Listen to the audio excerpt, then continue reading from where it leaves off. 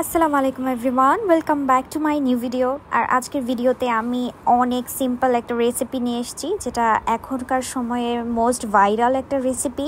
আর এটা বানানো অনেক বেশি ইজি, আর এটা খেতে এত বেশি মজা, যারা একবার না ট্রাই করবেন তারা আসলে বুঝবেন না। এই রেসিপিটার জন্য খুব কম ইনগ্রিডিয়েন্টসই দরকার হয়। তো আমি প্রথমে সাগু সিদ্ধ করে নিয়েছিলাম আর আমগুলোকে এইভাবে কেটে নিয়েছি। তো এখন এগুলো মিক্স করার পালা।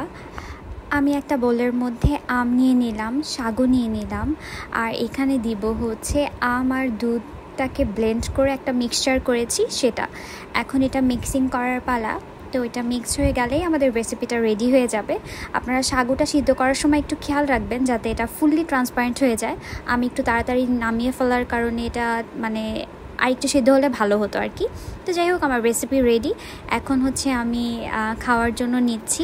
জাস্ট সার্ভ করার আগে আপনারা একটু আইস অ্যাড করে নিতে পারেন। এটা খেতে খুবই টেস্টি, অনেক বেশি ইয়াম্মি।